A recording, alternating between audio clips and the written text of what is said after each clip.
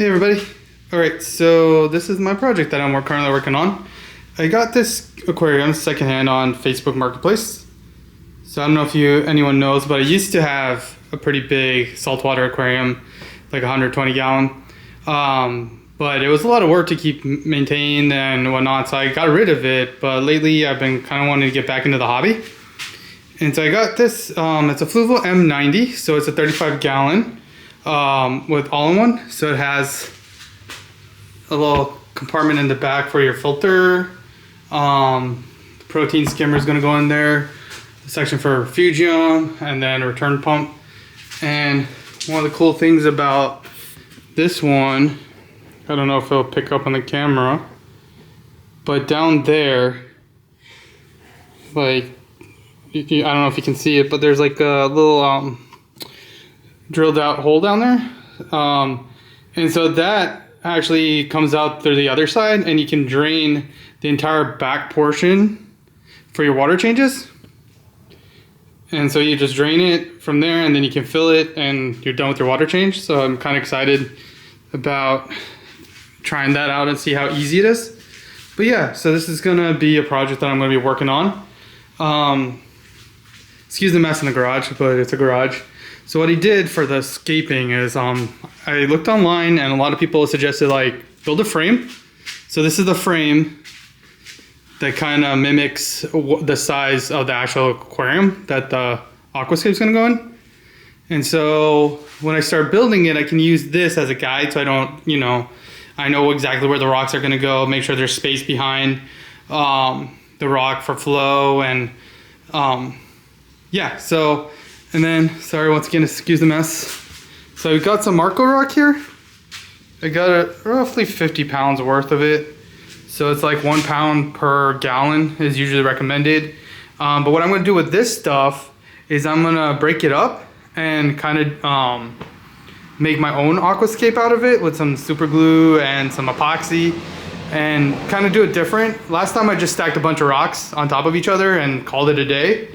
But this time I'm gonna try to actually aquascape and like make my own little structure to go inside of the tank.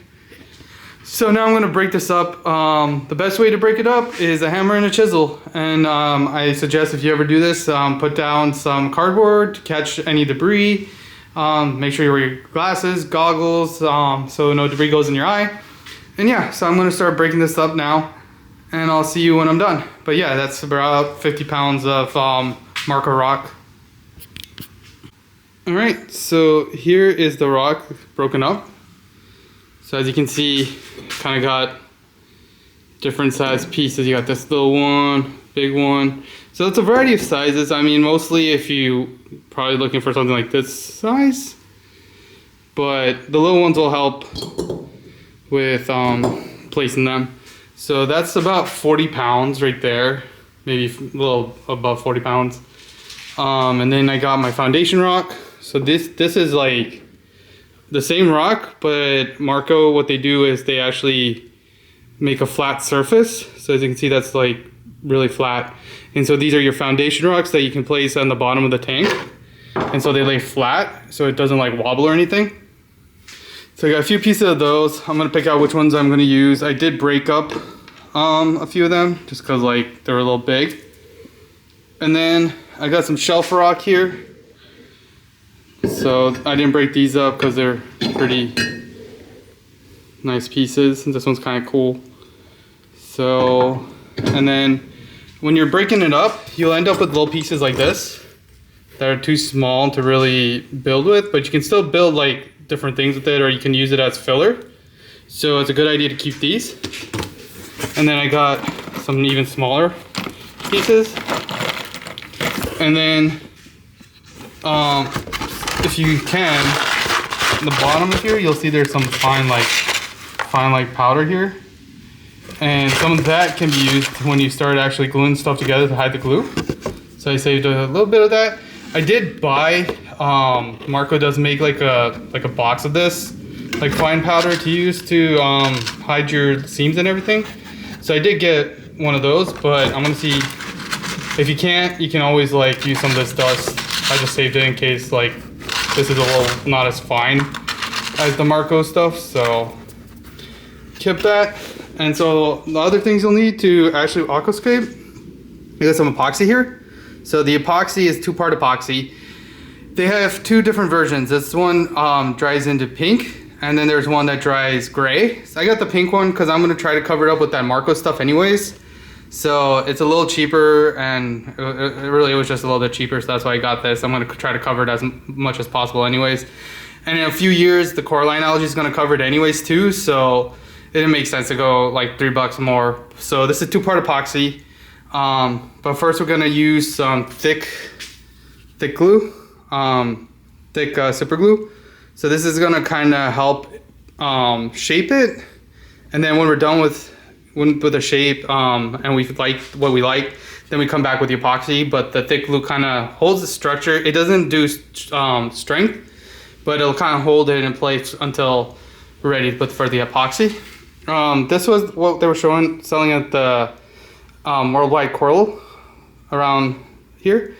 So I got this one as well. This one's a little looser, so I'm gonna hope that I'm gonna see which one works better and I'll let you know. But yeah, and then the Instaset. So this helps the glue react quicker, so you're not waiting 20 minutes between glues to continue. So I bought a bunch of this. So yeah, so I'm gonna start building the aquascape. I'm gonna see what, and then the other thing I built was this little model like PVC pipe thing. So the dimensions are what matches in the actual tank itself. And so I can build here, see how it looks, make sure there's like space, I can move around it. And once I like it in here, I know it'll work in the aquarium. So that's kind of what we're gonna do. Hopefully this doesn't take too long, but this is kind of what I've been looking forward to most, is building this aquascape, because it'll be kind of cool to make your own custom structure that doesn't actually just stacked rock. So yeah, I'm gonna start doing this, and next time you see me, maybe I'll show you where I'm at, or it'll be the finished structure. I'm not sure yet, but we're gonna do it. All right, so this is what I came up with, guys. It took me maybe an hour. I would say about an hour to do this. Right now it just has the super glue on it. I ended up using this stuff, Glue Master Thick Viscosity. I got this off of Amazon. It seemed to do the trick. I did use this and the accelerator and the Instaset, and so that allowed me to do it a lot quicker, and the super glue set quicker.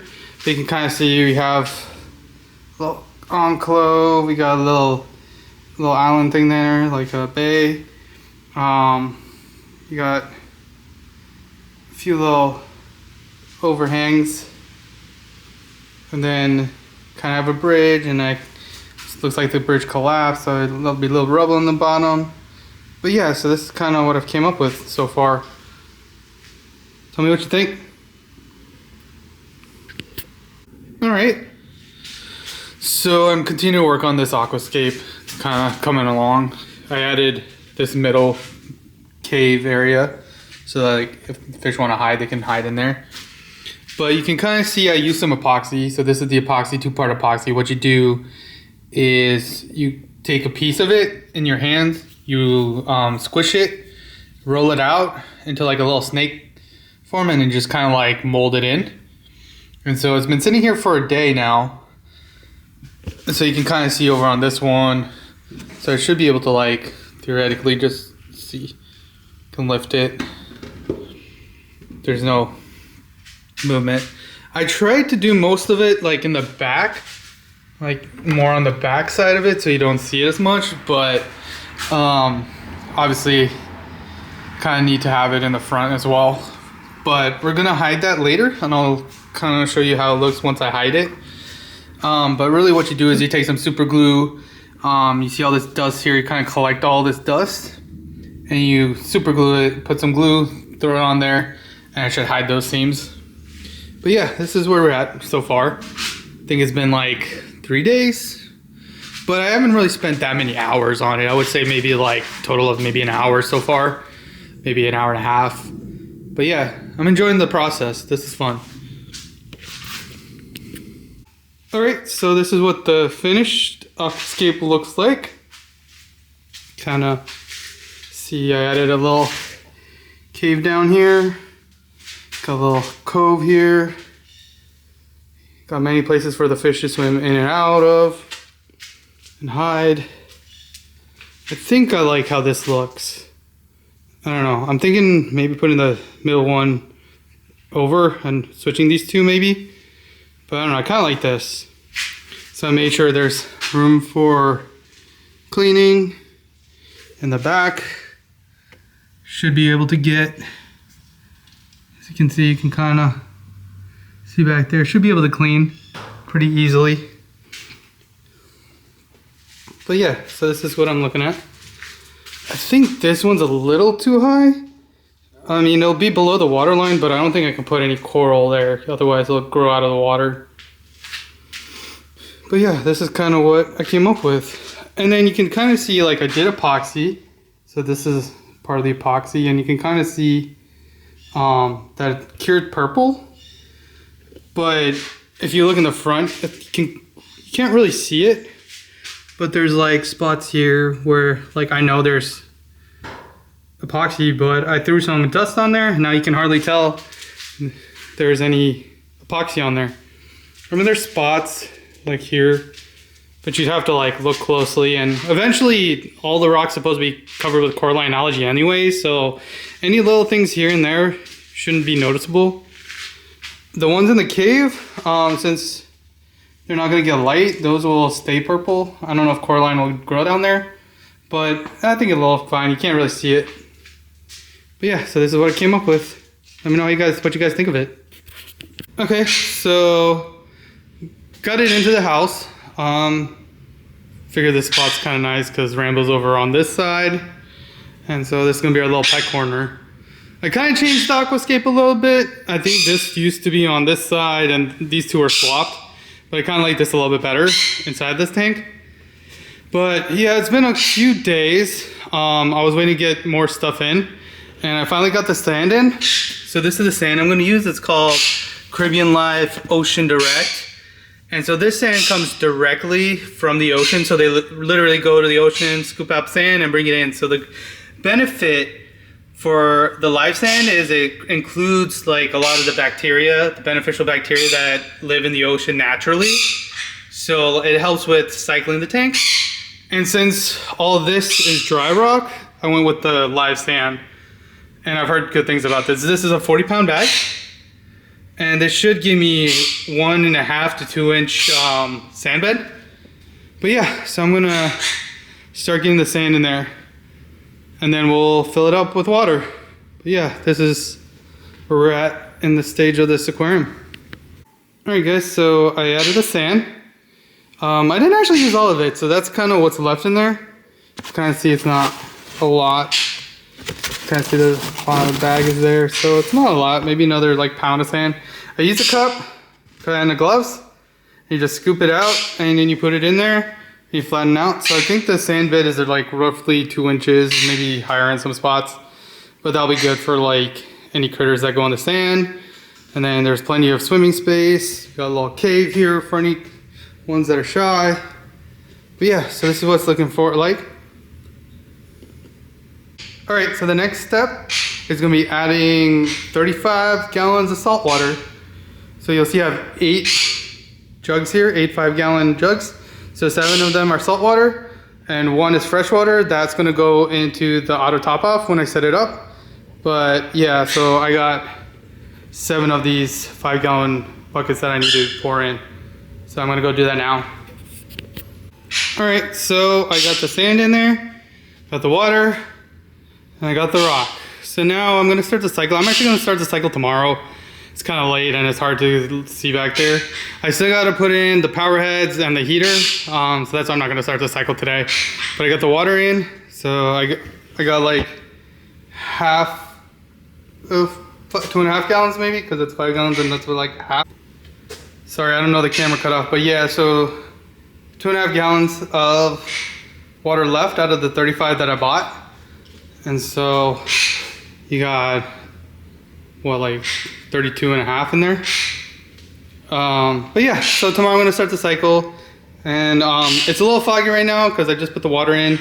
The sand comes with like a little pack that helps clear it out, so I poured that in there. And so hopefully tomorrow it should be a little bit clearer, and then tomorrow I'll start the cycle. I'm going to be doing a fishless cycle, so that means I got like Dr. Tim's bacteria, and I got ammonia chloride, so I'm going to be dosing the ammonia chloride to get the cycle started and get the bacteria going. Back here, I don't know if you'll be able to see it. No. So in here, I got these little bivalves. And I got a whole bunch of them in there, and so this helps with the bacteria colonizing. So these are very porous and have a lot of surface area. I added these because I'm not sure how many pounds of rock I actually have in here, and I just wanted a little more filtration. Eventually I'm going to try to put a refugium in this area, and that's going to be the plan. But yeah, so first thing to do is cycle it tomorrow. Just drop that back in there. But yeah, thanks for following along on this little project of mine, and hopefully we can get a fish in here once it's cycled. All right, so I refilled it. So I did the 50% water change, and I added, it was around 50.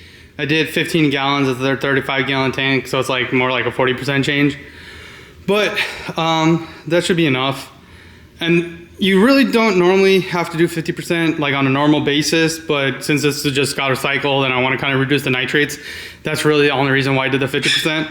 Otherwise, normally it's just like a 10% every week or 20% every other week. So yeah, so now I'm gonna drip acclimate the fish. I'll show you that process now. All right, so I'm back. I got this AccuDrip right here.